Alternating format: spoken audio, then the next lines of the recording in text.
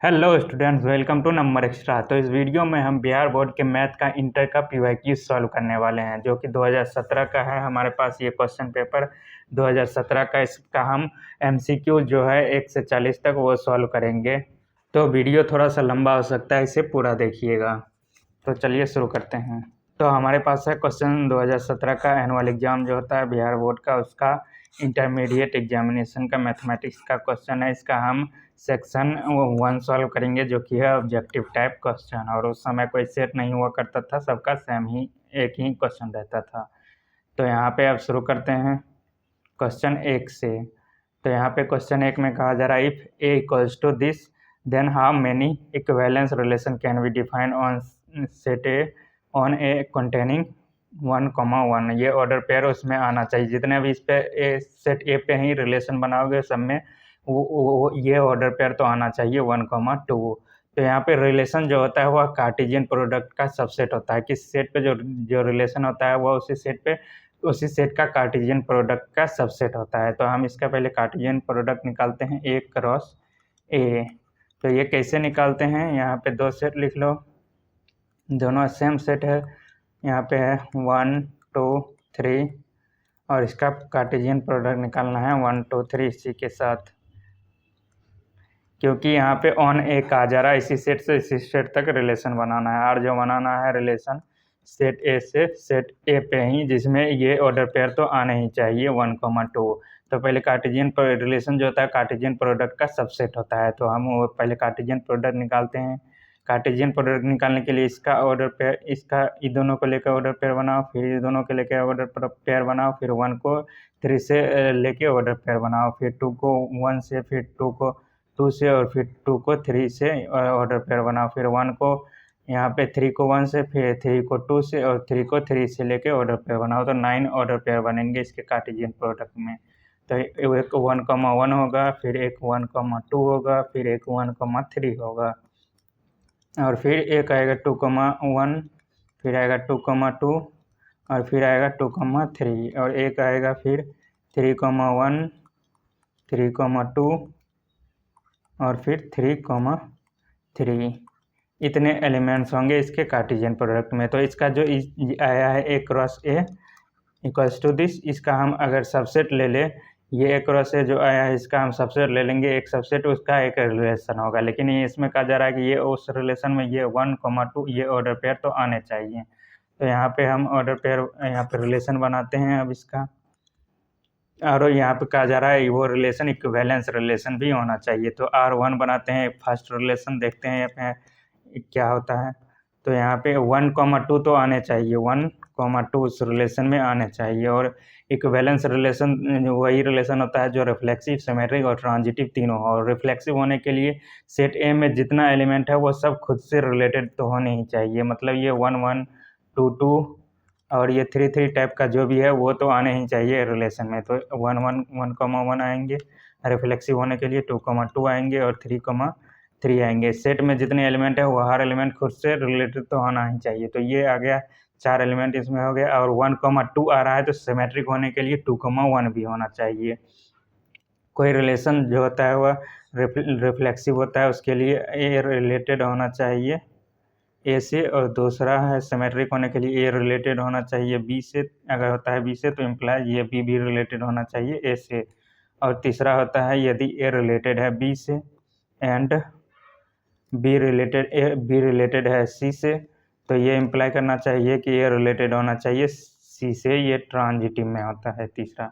तो हम यहाँ पे ये रिलेशन जो बना है अभी ये रिफ्लेक्सिव है, पर यहाँ सिमेट्रिक नहीं है। 1 2 आ रहा है पर 2 1 नहीं आ रहा है, तो 2 1 भी लेना पड़ेगा। ए रिलेटेड होगा बी से तो बी भी ए से रिलेटेड होना चाहिए सिमेट्रिक में, तो यहाँ पे 2 1 भी लेना पड़ेगा।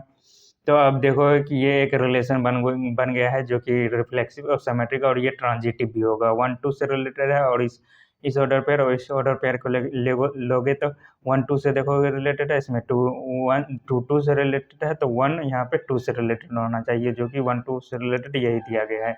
और यहाँ पे देखो कि ये ऑर्डर पेयर और ये ऑर्डर पेयर लोगे तो 1 2 से रिलेटेड है, और 2 1 से रिलेटेड है, तो 1 1 से रिलेटेड है यहाँ पे दिया गया है। तो ये रिलेशन एक बन गया है जो कि तीनों है, रिफ्लेक्सिव है, सिमेट्रिक और ट्रांजिटिव है। तो ये इक्विवेलेंस रिलेशन होगा, एक रिलेशन आ चुका है।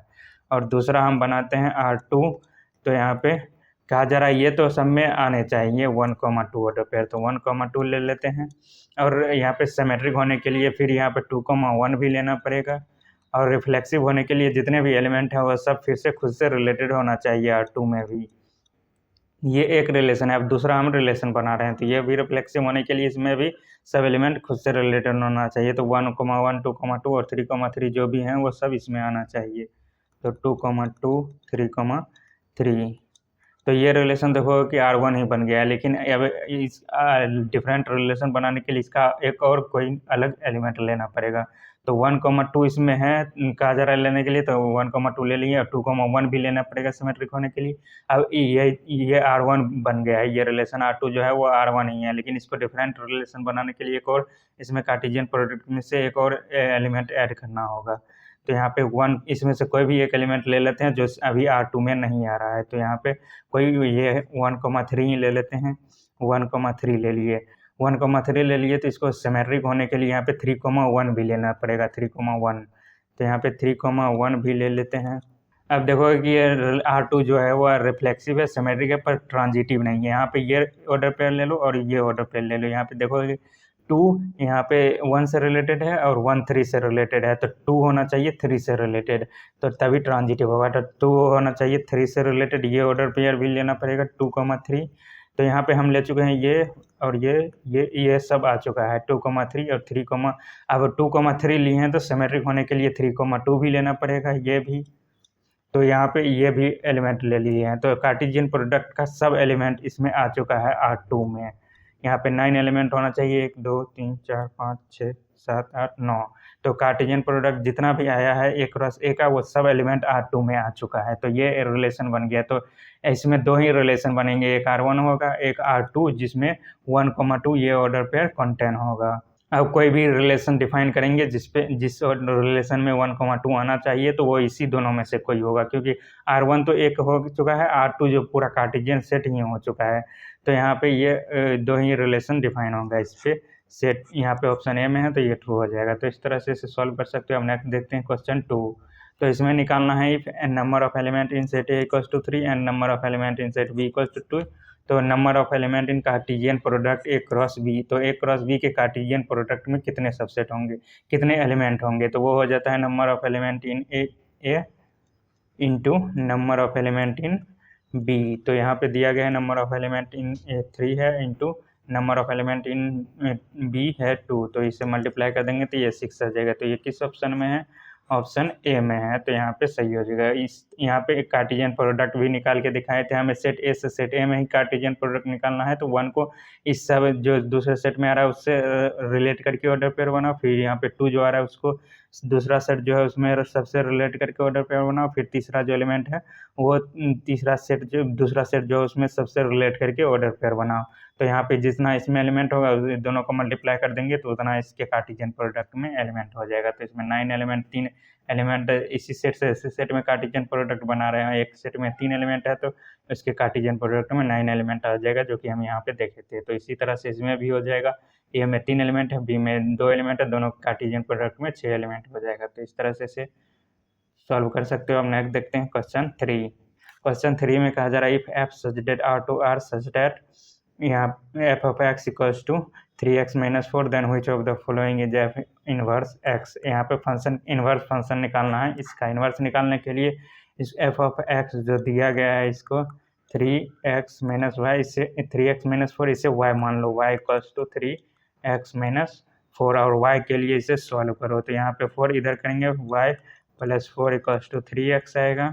इम्प्लाइज यहाँ पे 3 से डिवाइड कर देंगे दोनों तरफ, तो x equals to y plus यहाँ पे 4/3 आ जाएगा। तो ये x जो आ गया यही इसका इन्वर्स फंक्शन है। यहाँ पे तुम्हें पता होता है f of x equals to y होता है। यहाँ पे एक फंक्शन जो होता है वह बनाते हैं एक फंक्शन बनाते हैं अगर r से r में, तो यहाँ पे f जो x जो लेते हैं वह डोमेन से लेते हैं और y जो आता है वो कोडोमेन में आता है, जो रेंज कहते हैं। तो इसके ये जो x होता है ये प्री इमेज होता है और y जो होता है ये इमेज होता है। तो हम f इनवर्स x कहने का क्या मतलब है कि हम देख रहे हैं कि y किस प्री इमेज से रिलेटेड है, y इमेज जो है वह किस प्री इमेज से रिलेटेड है। तो y इस यहाँ पे y इक्वल्स टू दिस करके और वाई के लिए सॉल्व कर लिए, यहाँ पे एक्स के लिए सॉल्व कर लेंगे। तो ये इक्वेशन जो बताएगा वह यहाँ पे वाई किस प्रीमिस से रिलेटेड है ये बताएगा, और यही एफ ऑफ एक्स इनवर्स। यहाँ पे एफ को इस तरफ करेंगे तो ये x equals to f inverse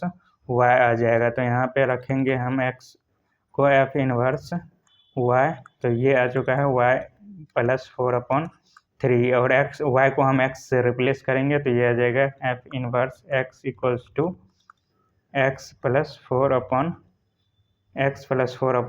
तो ये इन्वर्स है एफ इनवर्स एक्स। यहाँ पर वेरिएबल यूज किया जा रहा है तो इसको दूसरे वेरिएबल से भी रिप्लेस कर सकते हो। F inverse x equals to x plus 4 इसका इन्वर्स हो जाएगा इस फंक्शन का। तो ये किस ऑप्शन में है, एक्स प्लस 4/3 ऑप्शन ए में है, तो ये ट्रू हो जाएगा। तो इस तरह से इसे सॉल्व कर सकते हो। अब नेक्स्ट देखते हैं क्वेश्चन 4। तो क्वेश्चन 4 में साइन एक्स का डेरिवेटिव निकालना है, D sine x d x. तो ये डायरेक्ट यहाँ पे इसका हो जाता है कॉस एक्स। तो ये किस ऑप्शन में है, ऑप्शन ए में है, तो ये ट्रू हो जाएगा। इसका डेरिवेटिव साइन एक्स का कॉस एक्स होता है। हम नेक्स्ट देखते हैं क्वेश्चन 5। तो क्वेश्चन 5 में यहाँ पे tan ए एक्स का डेरिवेटिव निकालना है। तो ये चैन रूल से करेंगे, एंगल में जो है उसी के रिस्पेक्ट में tan डिफ्रेंशिएट होगा। tan ए एक्स दिया गया है upon d x equals to tan a x, और एंगल में जो है उसी के रिस्पेक्ट में इसे डिफ्रेंशिएट करेंगे, ए एक्स को नीचे लाएंगे और फिर डिवाइड किया तो मल्टीप्लाई भी करेंगे, tan a x D A x upon फिर इसको एक्स से रिप्लेस यहाँ पे डिफ्रेंशिएट कर लेंगे। इसे चैन रूल से इस तरह से कर लिए। अब यहाँ पे एंगल tan के एंगल में जो रहा है उसी के रिस्पेक्ट में इसको डिफ्रेंशिएट किया जा रहा है, तो ये हो जाता है सेक स्क्वायर ए एक्स हो जाएगा। और एक यहाँ पे कांस्टेंट है, ये बाहर आएगा, एक्स का एक्स के रिस्पेक्ट में डेरिवेटिव 1 हो जाता है, तो ए इंटू ये 1 हो जाएगा। तो ये आ जाएगा ए सेक स्क्वायर ए एक्स। तो यहाँ पे ये किस ऑप्शन में है, ऑप्शन बी में है, तो ये ट्रू हो जाएगा। इस तरह से इसे सॉल्व कर सकते हैं। हम नेक्स्ट देखते हैं क्वेश्चन 6। तो क्वेश्चन 6 में यहाँ पे तो अब क्वेश्चन 6 है, इसमें डिटर्मिनेंट निकालना है। 3x3 ऑर्डर का मैट्रिक्स दिया गया है, इसका हमें डिटर्मिनेंट निकालने को कहा जा रहा है। तो तुम्हें पता होगा एक डिटर्मिनेंट का प्रॉपर्टी होता है कि डिटर्मिनेंट में किसी एक कॉलम या किसी एक रो से कोई एलिमेंट कॉमन ले सकते हो। तो यहाँ पे हम R2 से 2 कॉमन ले लेते हैं, जो दूसरा रो है इसमें से हम 2 कॉमन ले लेंगे। तो देखते हैं यहाँ पे 2 कॉमन ले लिए R2 से, तो ये 1 1 2 है R1, और दूसरा रो बन जाएगा ये 1 1 और 2, और तीसरा रो है 3 5 और 6। अब इसका डिटर्मिनेंट निकालना है। तो तुम्हें एक चीज़ और पता होगा, डिटर्मिनेंट की एक और प्रॉपर्टी होती है, यदि 2 रो या 2 कॉलम आइडेंटिकल होता है मतलब सेम होता है तो उसका यहाँ पे डिटर्मिनेंट 0 होता है। तो यहाँ पे देखो कि फर्स्ट रो और सेकेंड रो ये दोनों सेम है, तो इसका डिटर्मिनेंट जो हो जाएगा वो 0 हो जाएगा, और इसमें 2 से मल्टीप्लाई भी करेंगे तब भी ये 0 ही आएगा। तो ये ऑप्शन सी में है, तो ये ट्रू हो जाएगा, इसका डिटर्मिनेंट 0 हो जाएगा। तो हम नेक्स्ट देखते हैं क्वेश्चन 7। तो क्वेश्चन 7 में कहा जा रहा है tan इनवर्स 1 का वैल्यू क्या होगा। तुम्हें पता होगा tan π/4 का वैल्यू होता है 1। तो यहाँ से इन्वर्स करेंगे, इस 10 को इस तरफ कर लेंगे तो π/4 इक्वल्स टू tan इनवर्स 1 होता है। तो tan इनवर्स 1 का वैल्यू होता है π/4, ये ऑप्शन ए में है, तो ये ट्रू हो जाएगा। तो इस तरह से सॉल्व कर सकते हो। हम नेक्स्ट देखते हैं क्वेश्चन 8। तो क्वेश्चन 8 में tan inverse 1/2 plus tan inverse 1/4 निकालना है। तो तुम्हें tan का एक फार्मूला पता होगा, tan inverse x plus tan inverse y equals to ये हो जाता है tan inverse x plus y upon 1 minus x into y. तो इसी फार्मूला पे हम इसे रख देंगे, तो ये आ जाता है यहाँ पे tan इनवर्स हो जाएगा x के स्थान पे 1/2 है, प्लस y के स्थान पे 1/4 है, 1 माइनस 1/2 इंटू 1/4 आ जाएगा ये, और यहाँ से इसे कैलकुलेट कर लेंगे tan इनवर्स, ये आ जाएगा 4 LCM आएगा यहाँ पे, और 2 + 1 हो जाएगा, और अपॉन में आएगा 4 × 2 8 आएगा, 8 LCM आएगा तो 8 - 1/8 ये हो जाएगा। इसे कैलकुलेट कर लेंगे, ये दोनों कैंसिल होगा तो यहाँ पे 2 देगा, और tan इनवर्स ये आ जाएगा 3 × 2 अपॉन ये आ जाएगा यहाँ पे 7। तो इसे कर लेंगे tan इनवर्स 6/7 आ जाएगा। तो ये किस ऑप्शन में, ऑप्शन बी में है, तो ये ट्रू हो जाएगा tan इनवर्स 6/7। तो इस तरह से इसे कैलकुलेट कर लेना है। अब नेक्स्ट देखते हैं क्वेश्चन 9। तो क्वेश्चन 9 में 2x2 ऑर्डर का मैट्रिक्स यहाँ पे दिया गया है, उसका डिटर्मिनेंट इक्वल है 0 के। तो x क्या होगा, तो डिटर्मिनेंट निकाल के 0 के इक्वल करते हैं। ये क्रॉस मल्टीप्लिकेशन करेंगे, x मल्टीप्लाई होगा तो x² होगा, फिर माइनस देंगे, ये 5 से मल्टीप्लाई होगा 25 होगा, इक्वल्स टू ये 0 के दिया गया है। तो यहाँ पे 25 को इस तरफ कर लेंगे, एक्स स्क्वायर इक्वल्स टू 25 आ जाएगा और दोनों तरफ रूट कर देंगे। अगर एक्स स्क्वायर 25 है तो एक्स प्लस माइनस 5 हो जाएगा, क्योंकि यहाँ पे प्लस माइनस 5 कोई भी वैल्यू एक्स के स्थान पर रखोगे तो ये 25 आएगा। तो एक्स प्लस माइनस 25 हो गया, जो कि ऑप्शन ए में है, तो ये सही हो जाएगा। इस तरह से इसे कैलकुलेट कर सकते हो। हम नेक्स्ट देखते हैं क्वेश्चन 10। तो क्वेश्चन 10 में ये 2x2 ऑर्डर का मैट्रिक्स का यहाँ पे डिटर्मिनेंट निकालना है, क्या होगा। तो डिटर्मिनेंट निकालने के लिए क्रॉस मल्टीप्लिकेशन करते हैं। यहाँ पे इस 10 और 7 को मल्टीप्लाई करेंगे तो ये 70 आएगा। पहले लिख लेते हैं 10 2 35 7 का डिटर्मिनेंट निकालना है। तो 10 इंटू 7 करना है, इसमें से माइनस करना है 35 इंटू 2 इंटू 35, ये माइनस करना है, तो यही डिटर्मिनेंट होगा इसका। तो यहाँ पे ये 70 आएगा और माइनस ये भी 70 आएगा। तो इस दोनों को माइनस करेंगे तो ये 0 आएगा। तो ये ऑप्शन बी में है, तो इसका डिटर्मिनेंट 0 आ गया। तो हम नेक्स्ट देखते हैं, इस तरह से सॉल्व कर सकते हो। नेक्स्ट है क्वेश्चन 11। यहाँ पे कहा जा रहा है ए मैट्रिक्स दिया गया है और बी मैट्रिक्स दिया गया है, देन ए प्लस बी क्या होगा। दोनों मैट्रिक्स को ऐड करते हैं। तो दो मैट्रिक्स को जो ऐड करते हैं वो फर्स्ट दो मैट्रिक्स का एडिशन जो होता है वह करस्पॉन्डिंग एलिमेंट को करस्पॉन्डिंग एलिमेंट से ऐड करते हैं। तो ए प्लस बी करना है, ए प्लस बी इक्वल्स टू निकालना है। तो यहाँ पे मैट्रिक्स आएगा 9 को इस 11 से ऐड करना है, फिर 10 को इस 10 से ऐड करना है, फिर 11 को इस 9 से ऐड करेंगे, इस 9 को इस 11 से ऐड करेंगे तो ये हो जाएगा कितना 9 + 11, और फिर यहाँ पे इस 10 को इस 10 से ऐड करेंगे तो 10 + 10 लिखेंगे, और फिर यहाँ पे इस 11 को इस 9 से ऐड करेंगे तो ये हो जाएगा। फिर इस 12 को इस 8 से ऐड करेंगे, फिर यहाँ पे 13 को इस 7 से ऐड करेंगे, 13 + 7, और 14 को इस 6 से ऐड करेंगे। तो इसे कैलकुलेट कर लेंगे, ये इसका एडिशन हो जाएगा। यहाँ पे आएगा 20 20 20, और ये भी आएगा 8 + 12 + 8 20, और 13 + 7 भी 20, और 14 + 6 भी 20 होता है। तो ये हर एंट्री ए प्लस बी 20 20 आ गया। तो ये कहाँ पे है, ऑप्शन ए में है, तो ये ट्रू हो जाएगा, ये ऑप्शन ए सही हो जाएगा। तो अब नेक्स्ट देखते हैं, इस तरह से इसे सॉल्व कर सकते हो। क्वेश्चन 12 में यहाँ पे डिफ्रेंशिएट निकालना है, डिफ्रेंशिएशन निकालना है सेक एक्स का एक्स के रिस्पेक्ट में। तो ये हो जाता है sec x into 10x, sec x into 10x, जो कि यहाँ ऑप्शन सी में है, तो ये सही हो जाएगा। इस तरह से सॉल्व कर सकते हो। हम नेक्स्ट देखते हैं क्वेश्चन 13। क्वेश्चन 13 में यहाँ पे डिफ्रेंशिएशन निकालना है साइन इनवर्स एक्स का डी साइन इनवर्स एक्स, ये सब डायरेक्ट फार्मूला बेस्ड है यहाँ पे, तो इसे इस सब को डायरेक्ट याद रखना चाहिए तुम्हें। तो ये हो जाता है साइन इनवर्स एक्स का एक्स के रिस्पेक्ट में डेरिवेटिव हो जाता है 1/√(1 - x²। तो ये किस ऑप्शन में है, यहाँ ऑप्शन सी में है, तो इससे सॉल्व कर सकते हो। इसका देखना चाहते हो ये प्रूफ कैसे होता है, तो साइन इनवर्स एक्स को y मान लो, और साइन को इस तरफ करेंगे तो ये आ जाएगा x = साइन y, और इसे डिफ्रेंशिएट कर देंगे x के रिस्पेक्ट में, तो x का x के रिस्पेक्ट में डिफ्रेंशिएशन 1 हो जाता है, और साइन y का x के रिस्पेक्ट में हो जाएगा ये cos y इंटू dy/dx आ जाएगा, और cos को इस तरफ कर लेंगे तो 1 ये हो जाएगा cos y = dy/dx, और यहाँ पे cos को साइन में बदल लेंगे तो ये हो जाता है √(1 - sin² y = dy/dx, और यहाँ से साइन y है x तो रख देंगे, और y है साइन इनवर्स x तो रख देंगे इसमें, ये आ जाएगा 1/√(1 - ये साइन y का स्क्वायर है तो यहाँ पे x का स्क्वायर हो जाएगा, x² = dy, y को साइन इनवर्स x लिख लेंगे, साइन इनवर्स x/dx। तो इस तरह से इसका प्रूफ भी देख सकते हो, d साइन इनवर्स x/dx का डेरिवेटिव 1/√(1 - x² होता है। तो ये ऑप्शन सी में है, तो सही हो जाएगा। इस तरह से कैलकुलेट कर सकते हैं। नेक्स्ट देखते हैं क्वेश्चन 14। तो क्वेश्चन 14 में ये डायरेक्ट फार्मूला बेस्ड है। यहाँ पे sine inverse x + cos inverse x 1 होता है, एंगल सेम हो दोनों पे, और दोनों प्लस में हो, और दोनों साइन और cos इनवर्स में हो, तो ये π/2 के इक्वल हो जाता है, d π/2 का। अब x के रिस्पेक्ट में डेरिवेटिव करेंगे तो ये कांस्टेंट है, इसका डिफरेंशिएशन 0 हो जाएगा, जो कि ऑप्शन बी में है, तो ये सही हो जाएगा। तो इस तरह से इसे देख सकते हो। हम नेक्स्ट देखते हैं क्वेश्चन 15।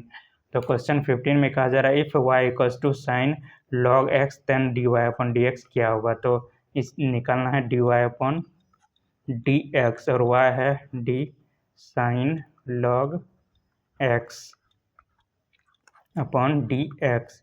तो यहाँ पे साइन के एंगल में log x आ रहा है, तो ये log x के ही रिस्पेक्ट में डिफ्रेंशिएट होगा। तो इसे चैन रूल से करेंगे, d साइन log x है और log x को नीचे लाएंगे d के साथ, log x और डिवाइड किया तो फिर मल्टीप्लाई भी करेंगे d log x अपॉन, अब इसको x के रिस्पेक्ट में डिफ्रेंशिएट कर लेंगे। तो यहाँ पे साइन के एंगल में जो आ रहा है उसी के रिस्पेक्ट में ये डिफ्रेंशिएट हो रहा है, तो ये कॉस, साइन का डिफ्रेंशिएशन कॉस हो जाता है तो कॉस log x हो जाएगा, और log x का x के रिस्पेक्ट में डेरिवेटिव 1/x होता है, तो ये 1/x आ जाएगा। तो इसे हम लिख सकते हैं cos log x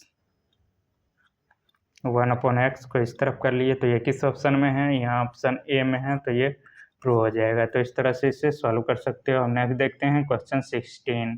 क्वेश्चन 16 में यहाँ पे if y equals to x to the power 5 then dy upon dx का जरा यहाँ पे क्या होगा, तो dy अपॉन dx निकालना है और y है हमारे पास x टू द पावर 5।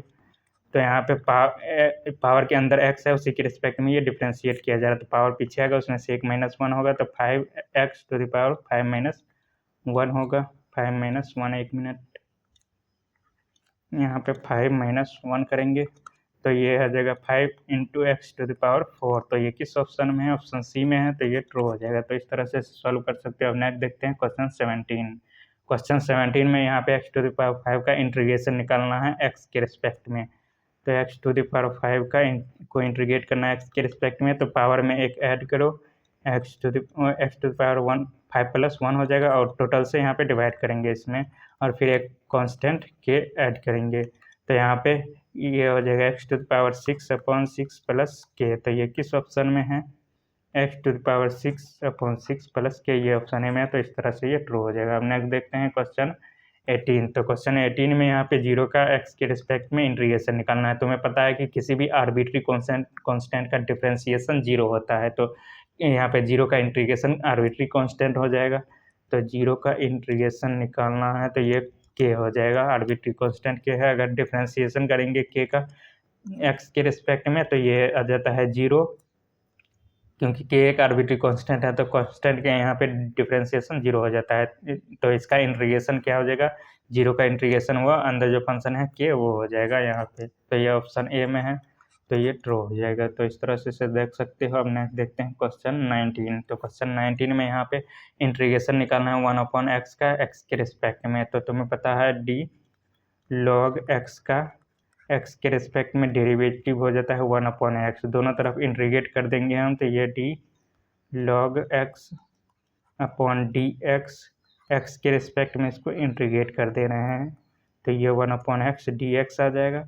तो यहाँ पे इसमें क्या रहे हैं कि log x को x के रिस्पेक्ट में डेरिवेटिव कर रहे हैं, फिर जो रिजल्ट आ रहा है उसी को x के रिस्पेक्ट में इंटीग्रेट कर दे रहे हैं। तो यहाँ पे ये डिफरेंशिएशन और इंटीग्रेशन कैंसिल होकर जो अंदर फंक्शन है हमें वही मिलेगा। log x इक्वल्स टू, यहाँ पे इंटीग्रेशन है 1/x dx का, फिर एक कांस्टेंट के ऐड करेंगे क्योंकि यहाँ पे इंटीग्रेट भी कर रहे हैं, तो यहाँ पे इंटीग्रेशन 1/x dx का हो जाता है log x + k। तो ये किस ऑप्शन में है, ऑप्शन डी में है, तो ये ट्रू हो जाएगा। इसका इंटीग्रेशन हो जाएगा log x + k। तो इस तरह से इसे देख सकते हो। अब नेक्स्ट देखते हैं क्वेश्चन 20। तो क्वेश्चन 20 में इंटीग्रेशन निकालना है x³ का x के रिस्पेक्ट में, और लिमिट है लोअर लिमिट a और अपर लिमिट b। तो यहाँ पे इंटीग्रेशन करते हैं, a to b है x³ dx का। तो इंटीग्रेशन इसका करना है तो पावर में ऐड करो और टोटल से डिवाइड करो, x3 + 1 हो जाएगा, और 3 + 1 से फिर डिवाइड करेंगे, और कांस्टेंट के ऐड नहीं करेंगे क्योंकि ये डिफिनिट इंटीग्रेशन है, इसमें लिमिट पुट करेंगे, a to b दिया गया है। तो यहाँ पे x टू द पावर 4/4 हो जाएगा, और लिमिट है a to b। तो एक बार x को b से रिप्लेस करेंगे और फिर माइनस करेंगे, x को a से रिप्लेस करेंगे, तो ये आ जाएगा b to the power 4/4 minus a to the power 4/4। तो इस एलसीएम 4 आ रहा है तो 4 कॉमन लेंगे, एलसीएम लेंगे, और यहाँ आ जाएगा b to the power 4 minus a to the power 4।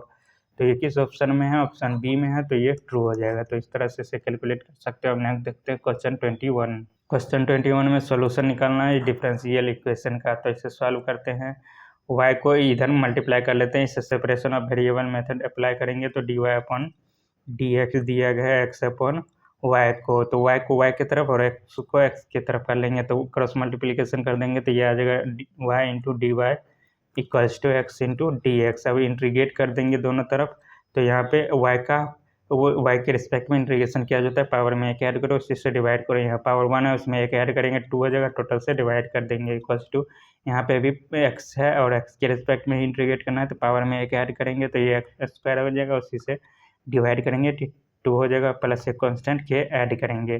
तो अब यहाँ पे इसको इस तरफ कर लेंगे तो ये y square implies y square upon 2 minus x square upon 2 equals to k आ जाएगा। तो ये किस ऑप्शन में है, यहाँ ऑप्शन ए में है, तो ये ट्रू हो जाएगा। इस तरह से इसे सॉल्व कर सकते हो। अब नेक्स्ट देखते हैं, ये इसका सोल्यूशन है इस डिफरेंशियल इक्वेशन का, y square upon 2 minus x square upon 2 equals to k. तो हम नेक्स्ट देखते हैं क्वेश्चन 22।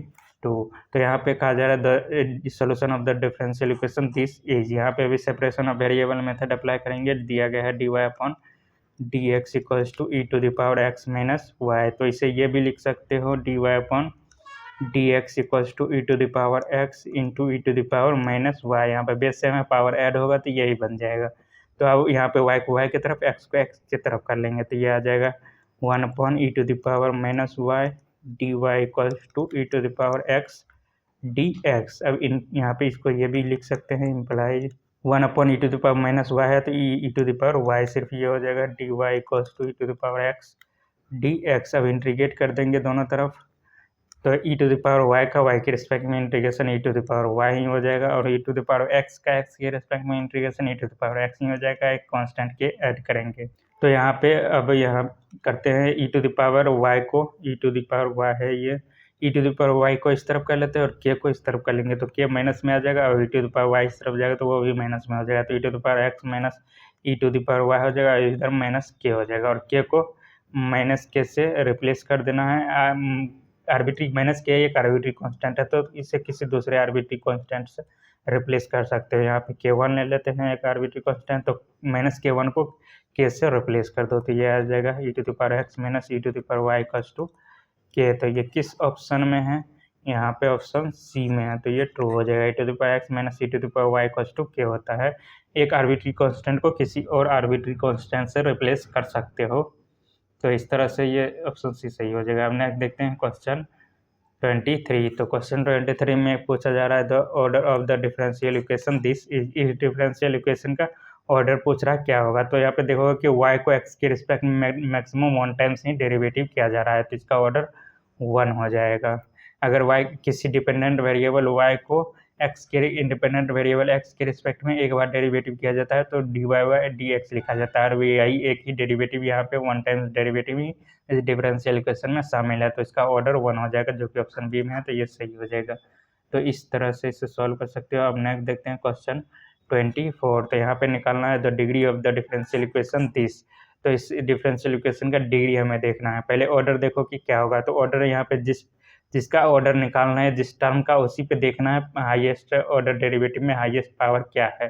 तो यहाँ पे देखेंगे ये differential equation second order derivative है, यहाँ पे y को x के रिस्पेक्ट में मैक्सिमम 2 टाइम्स डेरिवेटिव हो रहा है, d two y upon d x square है, तो y को x के रिस्पेक्ट में ज़्यादा से ज़्यादा 2 बार डिफ्रेंशिएट किया गया है, 2 बार डिफ्रेंशिएट किया गया है और वो इस डिफरेंशियल इक्वेशन में शामिल है। तो यहाँ पे हाईएस्ट ऑर्डर इसका 2 हो जाएगा, और इसी टर्म पे देखना है कितना हाईएस्ट पावर है, तो यहाँ पे 3 पावर है इस पर, तो ये इसका डिग्री जो हो जाएगा वो 3 हो जाएगा। इस डिफरेंशियल इक्वेशन का मैक्सिमम ऑर्डर जिसका है उसी पे देखना है मैक्सिमम पावर कितना है, तो यहाँ पे maximum order second order derivative इसमें शामिल है तो इसी पे देखना है, पावर है 3 तो इसका डिग्री 3 हो जाएगा। तो इस तरह से इसे सॉल्व कर सकते हो। अब नेक्स्ट देखते हैं क्वेश्चन 25। तो 25 में कहा जा रहा है the position vector of the point this, इस पॉइंट को पोजिशन वेक्टर बनाना है तो इसमें आई जे के लगा के लिख दो। अगर ये पॉइंट देखो कि ये 3 डायमेंशन का पॉइंट है तो यहाँ पे 3 डायमेंशन बना लिए x y z। मान लो ये पॉइंट कहीं यहाँ पे आ रहा है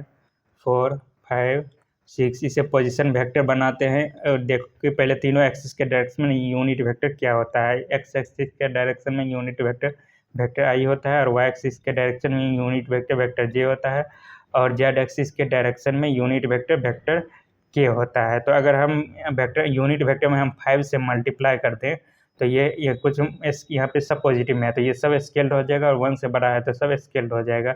मान लो यहाँ पे ये कुछ यहाँ आ जाएगा 5 वेक्टर आई ये हो जाएगा, और ये 4 है, आई में 4 से मल्टीप्लाई करना है, और जे में जे यहाँ पे वाई है, वाई एक्सिस के डायरेक्शन में यूनिट वेक्टर है तो इसमें y कोऑर्डिनेट से मल्टीप्लाई करेंगे तो ये पॉजिटिव है और 1 से बड़ा है तो ये भी स्केल्ड हो जाएगा, ये 5 वेक्टर j आ जाएगा। और यहाँ पे जी एक्सिस के डायरेक्शन में यूनिट वेक्टर k होता है और इसमें स्केलर 6 से मल्टीप्लाई करना है तो ये भी स्केल्ड हो जाएगा वेक्टर, और ये आ जाएगा यहाँ पे 6 वेक्टर k। और इस तीनों वेक्टर को ऐड कर देंगे, जो 4 vector i, 5 vector a, 6 vector j आया है तो वो पोजीशन वेक्टर बन जाएगा ये, यहाँ से जो ओरिजिन से आएगा इस पॉइंट तक। तो इसका यहाँ पे तीनों ऐड कर देंगे तो ये बन जाएगा वेक्टर i, 4 वेक्टर i और plus 5 vector j plus 6 vector k, वो ये वेक्टर होगा इसका, ये वेक्टर हो जाएगा 4 vector i plus 5 vector j plus 6 vector k, और यही पोजीशन वेक्टर हो गया इस पॉइंट का। तो ये किस ऑप्शन में है? 4, 5, 6 सब प्लस में है तो ये ऑप्शन ए में है। तो इस तरह से किसी पॉइंट को पोजीशन वेक्टर बना सकते हो, उसमें i j के लगा के बीच में प्लस प्लस दे के लिख दो। तो इस तरह से इसे देख सकते हो। अब नेक्स्ट देखते हैं क्वेश्चन 26। तो क्वेश्चन 26 में यहाँ पे मैग्नीट्यूड निकालना है इस वेक्टर का। तो मैग्नीट्यूड कैसे निकालते हैं? 2 vector i minus 3 vector j दिया गया है और प्लस वेक्टर k दिया गया है। इसका मैग्नीट्यूड निकालना है तो रूट के अंदर i j के कोफिशिएंट जो फिर स्क्वायर दे के लिखो और बीच में प्लस प्लस देते जाओ। तो i का कोफिशिएंट है 2, इसका स्क्वायर करेंगे फिर प्लस देंगे, j का कोफिशिएंट है -3 तो इसका स्क्वायर करेंगे -3 का और फिर प्लस देंगे, और k का कोफिशिएंट है 1 तो इसका स्क्वायर करेंगे और इसे कैलकुलेट कर लेंगे। ये आ जाएगा 4 प्लस इसका -3 का स्क्वायर 9 हो जाएगा, फिर यहाँ पे 1 का स्क्वायर 1 तो ये आ जाएगा 14। तो ये किस ऑप्शन में है? यहाँ ऑप्शन बी में है तो ट्रू हो जाएगा। तो इस तरह से मैग्नीट्यूड निकाल सकते हो। अब नेक्स्ट देखते हैं क्वेश्चन 27। तो क्वेश्चन 27 में कहा जा रहा है ओ ए वेक्टर ओ ए दिया गया है this and vector o b दिया गया है this, then vector a b क्या होगा? तो वेक्टर ए बी जो हो जाता है vector a b equals to हो जाएगा vector o b minus vector o a. ये निकाला जाता है जैसे मान लो यहाँ पे कोई वेक्टर है 3 डायमेंशन में इस तरह से x, y, z। तो यहाँ पे ये 3 डायमेंशनल वेक्टर है तो यहाँ पे वेक्टर ए बी निकालना है। तो मान लो वेक्टर ये ओरिजिन से आता है, यहाँ पे ये ओ है, ये वेक्टर बी है, वेक्टर बी है जो यहाँ पे पॉइंट बी तक आ रहा है, यहाँ पे इसको बी पॉइंट मान लेते हैं। और मान लो एक कोई वेक्टर है ए जो यहाँ तक आता है, ये पॉइंट ए तक, ये वेक्टर ए, इसको वेक्टर ओ बी हो जाएगा ये, और ये वेक्टर ओ ए मान लेते हैं इसको। मान लो यहाँ पे ओरिजिन से यह पॉइंट बी तक जो आ रहा है वो पोजीशन वेक्टर है ओ बी, और पॉइंट जीरो से पॉइंट ए तक जो वेक्टर आ रहा है वो है vector o b o a. तो और हम एक और वेक्टर बना लेंगे जो पॉइंट ए से आएगा यहाँ पे बी तक, एक और वेक्टर बना लेंगे जो पॉइंट ए से यहाँ पे बी तक आएगा, इसे वेक्टर ए बी नाम दे देते हैं। तो वेक्टर ए बी जो आएगा हम ओ बी में से ओ ए को माइनस कर देंगे तो वो वेक्टर ए बी होगा यहाँ पे।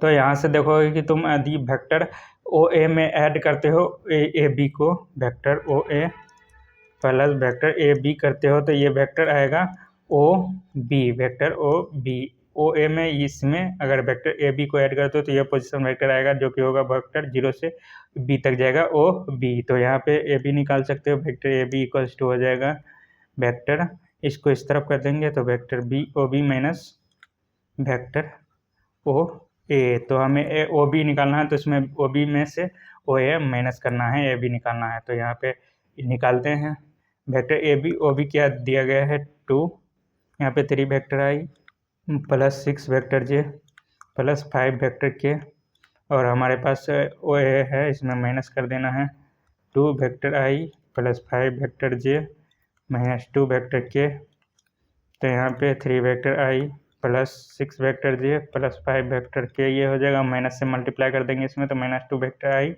प्लस यहाँ पे माइनस आ जाएगा -5 वेक्टर जे, और ये हो जाएगा प्लस 2 वेक्टर के। तो यहाँ पे इसमें ऐड कर देंगे, इसमें ऐड कर देंगे 3i को 2i से माइनस करेंगे तो यहाँ पे ये आ जाएगा i बचेगा सिर्फ, और 6j में 5j ऐड होगा तो ये हो जाएगा यहाँ पे सिर्फ j बचेगा, और 5 के और फिर 2 के ऐड होगा तो ये हो जाएगा 7 वेक्टर के। तो इसका ए भी आ चुका है, ये है vector i plus vector j plus 7 vector के। तो ये ऑप्शन ए में है, यहाँ पे ये ट्रू हो जाएगा। तो इस तरह से दो वेक्टर का यहाँ पे दिया रहेगा तो यहाँ पे ए बी निकाल सकते हो। दो पोजीशन वेक्टर दिया गया है और यहाँ पे एक वेक्टर निकालना है ए बी। तो इस तरह से दो वेक्टर दिया गया है, उसका यहाँ पे ए बी इस तरह से निकाल सकते हो। अब नेक्स्ट देखते हैं क्वेश्चन 28। तो यहाँ पे कहा जा रहा है if A equals to this and b equals to this then vector a dot vector b निकालना है। दो वेक्टर दिया गया, उसका डॉट प्रोडक्ट निकालना है। तो डॉट प्रोडक्ट कैसे निकालते हैं? आई के कोएफिशिएंट को आई के कोएफिशिएंट से मल्टीप्लाई करो, जे के कोएफिशिएंट को जे के कोएफिशिएंट से मल्टीप्लाई करो और के और इस तरह से बीच में प्लस प्लस देते जाओ। यहाँ आई का कोएफिशिएंट है 1, यहाँ आई का कोएफिशिएंट है 2, दोनों मल्टीप्लाई पर 2 होगा, फिर प्लस देंगे। यहाँ जे का कोएफिशिएंट है 1, यहाँ जे का कोएफिशिएंट है 3, दोनों मल्टीप्लाई होगा तो ये 3 होगा, फिर प्लस देंगे। यहाँ पे के का कोएफिशिएंट है 3 और यहाँ पे के का कोएफिशिएंट है -5, दोनों मल्टीप्लाई होगा तो ये -15 आ जाएगा। तो इसे कैलकुलेट कर लेंगे। यहाँ पे 2 + 3 5 हो जाएगा, ये -5 हो जाएगा, दोनों ऐड होगा तो ये -10 आएगा, जो कि ऑप्शन बी में है। तो इस तरह से डॉट प्रोडक्ट निकाल सकते हो। हम नेक्स्ट देखते हैं क्वेश्चन 29। तो क्वेश्चन 29 में कहा जा रहा है vector a and vector b are mutually perpendicular then vector a dot vector b 0 हो जाएगा। दो वेक्टर का डॉट प्रोडक्ट अगर म्यूचुअली परपेंडिकुलर हो, दोनों वेक्टर इस तरह से दो वेक्टर है, दोनों परपेंडिकुलर है, तो एंगल 90 डिग्री बनेगा यहाँ पे। तो डॉट प्रोडक्ट जो निकालते हैं डॉट बी, वो होता है वेक्टर ए का मैग्नीट्यूड इंटू वेक्टर बी का magnitude into cos theta. Angle के रिस्पेक्ट में डॉट प्रोडक्ट इस तरह से निकालते हैं, लेकिन यहाँ पे एंगल के रिस्पेक्ट में नहीं निकालना था, दो वेक्टर दिया गया था, सीधा उसका डॉट प्रोडक्ट निकालना था। तो ये डॉट प्रोडक्ट इस तरह से निकालते हैं। वेक्टर आई कोएफिशिएंट को आई कोएफिशिएंट से मल्टीप्लाई करते हैं, फिर प्लस देते हैं, जे कोएफिशिएंट से जे कोएफिशिएंट से मल्टीप्लाई करते हैं, फिर प्लस देते हैं, और के को कोएफिशिएंट से के कोएफिशिएंट से मल्टीप्लाई करके इसे कैलकुलेट कर लेते हैं। दो वेक्टर इस तरह से दिया गया हो तो इसका डॉट प्रोडक्ट ऐसे निकालते हैं, लेकिन एंगल के रिस्पेक्ट में निकालना है तो वो डॉट प्रोडक्ट हो जाता है vector a dot vector b equals to vector a का मैग्नीट्यूड इंटू वेक्टर बी का मैग्नीट्यूड इंटू कॉस थीटा। तो यहाँ पे दो वेक्टर परपेंडिकुलर है तो थीटा यहाँ पे 90 बनेगा। तो वेक्टर ए का मैग्नीट्यूड इंटू वेक्टर बी का मैग्नीट्यूड और थीटा यहाँ हो जाएगा 90 डिग्री। तो कॉस यहाँ पे 90 डिग्री लिख लेंगे और कॉस 90 का वैल्यू होता है 0, तो ये पूरा यहाँ पे 0 हो जाएगा। तो vector a dot vector b अगर म्यूचुअली परपेंडिकुलर है, दोनों वेक्टर ए और वेक्टर बी दोनों परपेंडिकुलर है तो डॉट प्रोडक्ट 0 हो जाता है, जो कि ऑप्शन बी में है, तो ये ट्रू हो जाएगा। तो इस तरह से इसे कैलकुलेट कर सकते हैं। हम नेक्स्ट देखते हैं क्वेश्चन 30। तो यहाँ पे क्वेश्चन 30 में जे क्रॉस वेक्टर आई निकालना है। तो क्रॉस प्रोडक्ट निकालते हैं, ऐसे सर्कल पे लिख लो, एंटी क्लॉकवाइज चलो, वेक्टर आई यहाँ पे लिखो, फिर वेक्टर जे लिखो और फिर वेक्टर के लिखो। तो यहाँ पे आई और जे का क्रॉस प्रोडक्ट जो हो जाएगा, एंटी क्लॉकवाइज क्रॉस प्रोडक्ट निकालेंगे, आई और जे का क्रॉस प्रोडक्ट वो अगला वेक्टर आएगा वेक्टर के, और जी और के का क्रॉस प्रोडक्ट अगला वेक्टर आएगा वेक्टर आई, और के वेक्टर के और वेक्टर आई का क्रॉस प्रोडक्ट उसका अगला वेक्टर आएगा वेक्टर जे। और यहाँ पे निकलना क्या है, वेक्टर जे क्रॉस, ऐसे एंटी क्लॉकवाइज ही चलना है, जे क्रॉस के निकलना तो वह वेक्टर आई होगा, वेक्टर जे क्रॉस वेक्टर के निकालना है तो वह हो जाएगा वेक्टर आई। तो जे क्रॉस के वेक्टर आई होगा, जो कि यहाँ पे ऑप्शन ए में है, तो ये ट्रू हो जाएगा। तो इस तरह से कैलकुलेट कर सकते हो। नेक्स्ट देखते हैं क्वेश्चन 31। तो क्वेश्चन 31 में यहाँ पे कहा जा रहा है the direction cosines of z axis are. तो डायरेक्शन कोसाइन जो होता है वो यूनिट वेक्टर का आई जे के कोफिशिएंट में जो होता है वो यूनिट वेक्टर का आई जे और के कोफिशिएंट में जो होता है वो डायरेक्शन कोसाइन होता है। तो हमें देखना है जेड एक्सिस के डायरेक्शन में डायरेक्शन कोसाइन निकलना है। तो जेड एक्सिस के डायरेक्शन में ये पता करो कि यूनिट वेक्टर क्या होता है। तो यहाँ पे ये एक्सिस बना लेते हैं, एक्स वाई और जेड एक्सिस के डायरेक्शन में यूनिट वेक्टर के होता है, और उसके आई जे के कोफिशिएंट में क्या होता है वेक्टर के को हम ये भी लिख सकते हैं 0 into vector i plus 0 into vector j plus vector के। तो यहाँ पे के को ये लिख सकते हैं, तो के को यहाँ पे आई जे और के कोफिशिएंट में क्या है 0 0 और 1। तो इसका जेड एक्सिस के डायरेक्शन में जो डायरेक्शन कोसाइन हो जाएगा वो हो जाएगा 0, 0, 1। तो यहाँ पे डायरेक्शन कोसाइन जो होता है किसी भी वेक्टर का डायरेक्शन कोसाइन जो हो जाएगा उसी वेक्टर का यूनिट वेक्टर का आई जे और के कोफिशिएंट में जो होता है वो डायरेक्शन कोसाइन होता है। तो यहाँ पे हम जेड एक्सिस के डायरेक्शन निकालने हैं, तो जेड एक्सिस के डायरेक्शन में जितना भी वेक्टर होगा सबका यूनिट वेक्टर के ही होता है। तो इसके आई जे और के का कोफिशिएंट जो हो जाता है वो 0, 0 और 1 हो जाता है। तो इस तरह से इसका ऑप्शन सी सही हो जाएगा। हम नेक्स्ट देखते हैं क्वेश्चन यहाँ पे 32। तो वेक्टर के का डॉट प्रोडक्ट निकालना है वेक्टर के साथ ही, और वेक्टर के एक यूनिट वेक्टर है तो डॉट प्रोडक्ट निकालना है के का के साथ ही।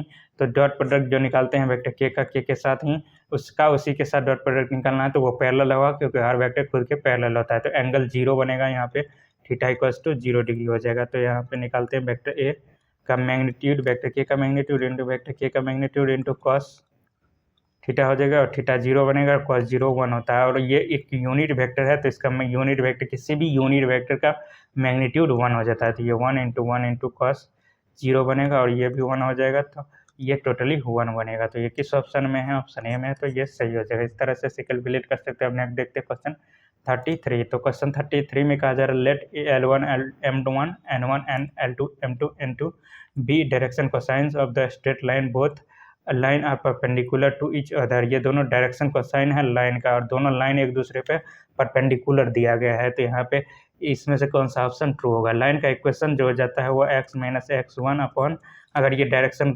कोसाइन यूज करके बनाएंगे तो x minus x1 upon L1 हो जाएगा equal to x minus x1 x minus यहाँ पे y माइनस y1 अपॉन यहाँ पे M1 हो जाएगा।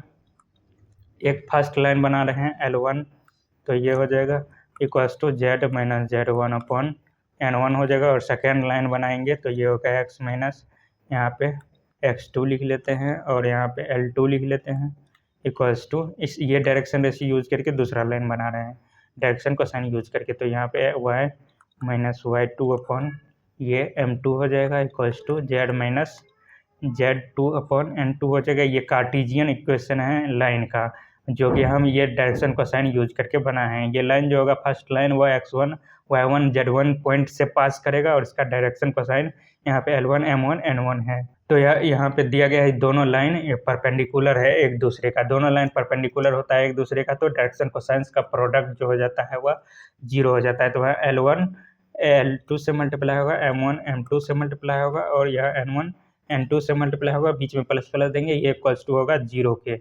अगर हम इस दोनों लाइन का डायरेक्शन कोसाइन यूज करके पोजीशन वेक्टर बनाए तो ये अगर वेक्टर एल ए बनाए जो कि फर्स्ट लाइन का डायरेक्शन कोसाइन है, डायरेक्शन कोसाइन यूज करके हम इसे वेक्टर फॉर्म में लिखेंगे, पोजीशन वेक्टर बनाएंगे तो ये हो जाएगा L1 वेक्टर आई जे के लगा के लिखेंगे, फिर M1 वेक्टर जे हो जाएगा, फिर N1 वेक्टर के हो जाएगा। और हम दूसरा लाइन के डायरेक्शन कोसाइन यूज करके हम पोजीशन वेक्टर बनाएंगे तो LB लिख लेते हैं उसे इक्वल्स टू ये हो जाएगा L2 vector i plus M2 vector j plus N2 vector के। तो यहाँ पे वो फर्स्ट लाइन का हम डायरेक्शन कोसाइन यूज करके ये पोजीशन वेक्टर बना लिए और सेकेंड लाइन के डायरेक्शन कोसाइन यूज करके हम दूसरा वेक्टर बना लिए। तो लाइन परपेंडिकुलर है तो ये दोनों जो पोजीशन वेक्टर बनाएंगे ये दोनों भी परपेंडिकुलर होगा एक दूसरे के। तो इस दोनों का डॉट प्रोडक्ट निकालेंगे LA डॉट LB, यहाँ पे LB, ये दोनों भी एक दूसरे के परपेंडिकुलर होगा तो डॉट प्रोडक्ट इस दोनों का 0 आएगा। तो डॉट प्रोडक्ट निकालते हैं, L1 को L2 से मल्टीप्लाई करते हैं, I के कोएफिशिएंट को I कोएफिशिएंट से, J के कोएफिशिएंट को J के कोएफिशिएंट से, K के कोएफिशिएंट को K कोएफिशिएंट से मल्टीप्लाई करते हैं, बीच में प्लस प्लस देते हैं। तो यहाँ पे L1 इंटू L2 हो जाएगा, फिर M1 इंटू M2 हो जाएगा, फिर प्लस देंगे N1 इंटू N2 हो जाएगा इक्वल्स टू ये 0 के, क्योंकि परपेंडिकुलर है तो ये दोनों वेक्टर भी परपेंडिकुलर हो तो डॉट प्रोडक्ट 0 हो जाएगा। तो यहाँ पे ये किस ऑप्शन में है? यहाँ ऑप्शन ए में है, तो ये ट्रू हो जाएगा। तो इस तरह से इसे कैलकुलेट कर सकते हो। दो लाइन परपेंडिकुलर है तो डायरेक्शन कोसाइन को मल्टीप्लाई कर दो करस्पॉन्डिंग डायरेक्शन कोसाइन को और बीच में प्लस प्लस देके इक्वल्स टू कर दो 0 के, तो यही सही हो जाएगा। तो अब नेक्स्ट देखते हैं क्वेश्चन। तो अब क्वेश्चन 34 में let ABC be the direction ratio of a line, then direction cosine क्या होगा? इस किसी लाइन का डायरेक्शन रेशियो है दिया गया है यहाँ पे, तो डायरेक्शन कोसाइन इसका क्या होगा? तो यदि लाइन बनाएंगे हम इस डायरेक्शन रेशियो यूज करके तो वो हो जाएगा x minus x1 upon a equals to y minus y1 upon b equals to z minus z1 upon c। तो ये ABC जो होगा वो डायरेक्शन रेशियो हो गया इस लाइन का, और x1 y1 z1 जो होगा वो जो लाइन बनेगा इस पॉइंट से पास करेगा, x1 y1 z1 पॉइंट से। तो ABC यहाँ पे इस डायरेक्शन रेशियो है, तो इसे हम इस लाइन का L1 ये लाइन ले लेते हैं और इसका हम डायरेक्शन L ले लेते हैं सिर्फ। यहाँ पे एक मिनट, L ये लाइन बना लिया हम इस डायरेक्शन रेशियो यूज करके, तो हम इसे वेक्टर, इसका डायरेक्शन रेशियो यूज करके हम इसे वेक्टर पोजीशन वेक्टर बनाएंगे। तो LA लिख लेते हैं इक्वल्स टू ये vector I plus vector J हो जाए A B into vector J हो जाएगा plus C into vector K हो जाएगा। तो इस लाइन का डायरेक्शन रेशियो यूज करके हम एक पोजीशन वेक्टर बना लिए हैं। तो इस पोजीशन वेक्टर का डायरेक्शन रेशियो ABC हो जाएगा, तो इसका डायरेक्शन कोसाइन जो होगा वो इस लाइन का भी डायरेक्शन कोसाइन होगा। इस पोजीशन वेक्टर का जो डायरेक्शन कोसाइन होगा वही इस लाइन का भी डायरेक्शन कोसाइन हो जाएगा। तो यहाँ पे डायरेक्शन कोसाइन जो निकालते हैं वो यहाँ पे निकालते हैं। डायरेक्शन कोसाइन जो होता है किसी वेक्टर के यूनिट वेक्टर का आई जे के कोफिशिएंट में जो होता है वो होता है। अभी ए बी सी जो है इस एल ए का वेक्टर एल ए जो है वो उसका डायरेक्शन रेशियो है, लेकिन डायरेक्शन कोसाइन इस एल ए वेक्टर का निकालेंगे तो इसी के मैग्नीट्यूड से इसी में डिवाइड करना होता है। वेक्टर ए के मैग्नीट्यूड निकालते हैं, ये हो जाता है a square plus b square plus c square. ये जो मैग्नीट्यूड आया है ये वेक्टर एल ए का है, यहाँ पे मैग्नीट्यूड है, इसी से हम डिवाइड कर देंगे इस सम में।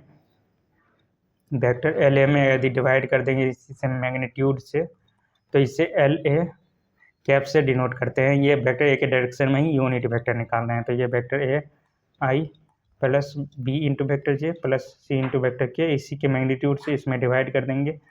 ये है a square plus b square plus c square. हम इसको यह भी लिख सकते हैं, यहाँ पे इसमें लिखा गया है, 1 मिनट पहले आगे बढ़ते हैं। इसको हम एस ए में अलग अलग कर लेते हैं, root a square plus b square plus c square, ये वेक्टर आई है, सब में अलग अलग डिवाइड कर दिए हैं। तो ये प्लस बी अपॉन रोड अंदर a square plus b square plus c square हो जाएगा, ये वेक्टर जे हो जाएगा। फिर प्लस करेंगे सी अपॉन रोड अंदर a square plus b square plus c square हो जाएगा, ये वेक्टर के हो जाएगा। तो वेक्टर एल ए के डायरेक्शन में हम यूनिट वेक्टर निकाल लिए जो कि एल ए कैप है। तो यहाँ पे आई जे के कोफिशिएंट में है ए अपॉन रूट अंदर a square B square C square और बी अपॉन रूट अंदर a square B square C square, C upon root अंदर a square B square C square ही ये आई जे के कोफिशिएंट है। और यहाँ पे एल ए के डायरेक्शन में ही ये यूनिट वेक्टर होगा, तो इसका आई और जे और के कोफिशिएंट में है ये तीनों, तो यही इसका डायरेक्शन कोसाइन हो जाएगा इस वेक्टर एल ए का, और यही इस एल ए का डायरेक्शन है कोसाइन है। तो यहाँ पे इस लाइन का भी डायरेक्शन कोसाइन यही तीनों हो जाएगा। तो यहाँ पे इसको ए अपॉन, और इसे हम ये भी लिख सकते हैं, इसको यहाँ पे लिखा गया है इसमें, इसको ये भी लिखा जा सकता है ऐसे, समेशन ऑफ ए स्क्वायर। तो यहाँ पे ए अपॉन रूट अंदर समेशन ऑफ ए स्क्वायर हो जाएगा और कॉमा बी अपॉन रूट अंदर समेशन ऑफ ए स्क्वायर हो जाएगा, और यहाँ पे सी अपॉन रूट अंदर समेशन ऑफ ए स्क्वायर हो जाएगा, जहाँ ए आएगा यहाँ पे ये आएगा ए बी सी से।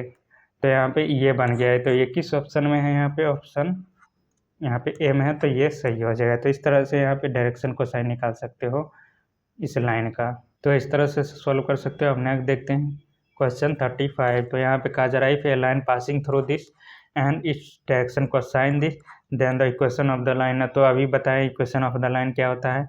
जनरल इक्वेशन जो हो जाता है x minus x one upon यहाँ पे a और y equals to y minus y one upon b equals to z minus z one upon c हो जाता है। यहाँ पे ए बी सी जो डायरेक्शन रेशियो होता है, और एल एक्स वन यहाँ पे वाई वन और जेड वन, इस ये जो लाइन बनेगा एल ये इस पॉइंट से पास करेगा। तो यहाँ पे कहा जा रहा है अल्फा बीटा गामा, जिस पॉइंट से अल्फा ये लाइन जो बनाए हुए उसमें अल्फा बीटा गामा से वो लाइन पास करना चाहिए, और उसका direction cosine L M N है। तो डायरेक्शन रेशियो के स्थान पे डायरेक्शन कोसाइन यूज करो, या डायरेक्शन रेशियो यहाँ पे लाइन उस तरह से बन जाएगा। तो यहाँ पे लाइन जो बनाते हैं एल ए नाम लिख लेते हैं इसका, और यहाँ पे कहा जा रहा है अल्फा बीटा गामा से पास करना चाहिए। तो एक्स माइनस ये अल्फा हो जाएगा अपॉन यहाँ पे डायरेक्शन कोसाइन यूज करना है लाइन को बनाने में, तो एल करेंगे अपॉन में, और फिर वाई में से माइनस करेंगे बीटा को, वाई कोऑर्डिनेट है यहाँ बीटा, तो वाई में से बीटा माइनस करेंगे, और यहाँ पे एम अपॉन में करेंगे इक्वल्स टू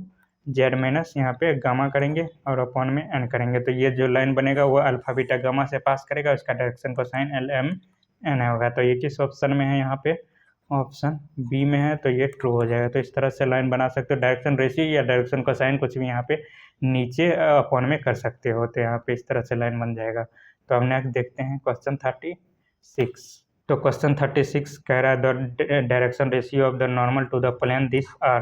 तो इस प्लेन जो बनेगा इसका नॉर्मल का डायरेक्शन रेशियो क्या होगा। तो नॉर्मल का डायरेक्शन रेशियो जो हो जाता है वह एक्स वाई और जेड के कोफिशिएंट में जो है वो इसी प्लेन के नॉर्मल का डायरेक्शन रेशियो हो जाएगा। तो 7 4 -2 जो है एक्स का कोफिशिएंट है 7, वाई का कोफिशिएंट है 4 और जेड का कोफिशिएंट है यहाँ -2। तो ये जो पॉइंट बना लिए ये इसी के नॉर्मल का डायरेक्शन रेशियो हो जाएगा। तो 7 4 -2 है जो कि ऑप्शन ए में है, तो ये सही हो जाएगा। इस प्लेन का नॉर्मल का डायरेक्शन रेशियो 7 4 और -2 हुआ। तो इस तरह से इसे निकाल सकते हैं। अब नेक्स्ट देखते हैं क्वेश्चन 7। तो यहाँ पे 37 में कहा जा रहा है if A and B are two independent event then probability of A intersection B क्या होगा। दो इवेंट इंडिपेंडेंट हो तो probability of A intersection B जो हो जाता है वो इक्वल्स टू होता है probability of A into probability of B के। दो इवेंट इंडिपेंडेंट हो तभी ये होता है intersection probability of A into probability of B के इक्वल हो जाता है, जो कि ऑप्शन ए में है, तो ये ट्रू हो जाएगा। तो इस तरह से देख सकते हो। हम नेक्स्ट देखते हैं क्वेश्चन 38। तो 38 में कहा जा रहा है if S be a sample space E be an event then probability of event E क्या हो जाता है। तो प्रोबेबिलिटी ऑफ इवेंट ई होता है number of element in event E upon total element in S. तो ये हो जाता है, ये किस ऑप्शन में है, ऑप्शन ए में है, तो ये ट्रू हो जाता है। किसी भी इवेंट का प्रोबेबिलिटी निकालना है तो यहाँ पे टोटल नंबर ऑफ एलिमेंट इन उस इवेंट में कितना है उसके अपॉन में कर दो, यहाँ पे टोटल पॉसिबल आउटकम्स कितने आए हैं, सैम्पल स्पेस में कितने एलिमेंट है वो, तो ये इसके इक्वल हो जाता है। ये डायरेक्ट फार्मूला बेस्ड है तो इससे निकाल सकते हो, ऑप्शन ए ट्रू हो जाएगा। तो अब नेक्स्ट देखते हैं क्वेश्चन 39। तो यहाँ पे क्वेश्चन 39 में भी कहा जा रहा है if A B C are three events independent of each other then, यहाँ पे इंटरसेक्शन क्या होगा। तीनों एक दूसरे से इंडिपेंडेंट यहाँ पे कहा जा रहा है, तो probability of A intersection B intersection C हो जाएगा। ये तीनों का प्रोबेबिलिटी का मल्टीप्लिकेशन हो जाएगा, probability of A into probability of b into probability of c हो जाएगा, जो कि यहाँ ऑप्शन डी में है, तो ये ट्रू हो जाएगा। तीन इवेंट एक दूसरे से इंडिपेंडेंट है तो तीनों का इंटरसेक्शन जो हो जाता है तीनों के प्रोबेबिलिटी के मल्टीप्लिकेशन के इक्वल हो जाता है, जो कि ऑप्शन डी में है, तो ये सही हो जाएगा। इस तरह से इसे निकाल सकते हो। अब नेक्स्ट देखते हैं क्वेश्चन 40। तो यहाँ पे 40 क्वेश्चन में निकालना है प्रोबेबिलिटी ए दिया गया है इतना और प्रोबेबिलिटी बी दिया गया है और probability of A intersection B दिया गया है, तो यूनियन निकालना है क्या होगा। इसका डायरेक्ट फार्मूला आता है probability of A union B equals to होता है probability of A plus probability of B minus probability of A intersection B. तो तीनों चीज़ पता है यहाँ पे ए बी और इंटरसेक्शन, तो यहाँ पे रख देंगे 3/8 है प्लस 1/2 है माइनस 1/4 दिया गया है इंटरसेक्शन। तो यहाँ पे एलसीएम 8 आएगा, यहाँ पे 3 प्लस ये 4 आएगा और माइनस यहाँ पे ये 2 आ जाएगा। तो इसे कैलकुलेट करेंगे तो ये 4 + 3 7 आएगा, इसमें से 2 माइनस होगा तो ये 5/8 आ जाएगा, जो कि ऑप्शन बी में है, तो ये ट्रू हो जाएगा। तो इस तरह से यूनियन कैलकुलेट कर सकते हो। तो हो गया समाप्त। यहाँ पे 40 क्वेश्चन ही था 2017 में, और इस पीडीएफ के लास्ट में हम इसका आंसर की भी अटैच कर दिए हैं। बिहार बोर्ड के एग्जाम में 2017 का जो मैथ का यहाँ पे क्वेश्चन पेपर था वो 1 से 40 तक उसका 1 से 40 तक किस क्वेश्चन का कौन सा ऑप्शन ट्रू है उसका आंसर की भी यहाँ इसमें अटैच कर दिए हैं। तो तुम ये पीडीएफ लेना चाहते हो तो इस वीडियो के डिस्क्रिप्शन में टेलीग्राम का चैनल का लिंक मिल जाएगा, वहाँ से ज्वाइन करके ये पीडीएफ डाउनलोड कर सकते हो। तो अब मिलता हूँ नेक्स्ट वीडियो में बहुत जल्द।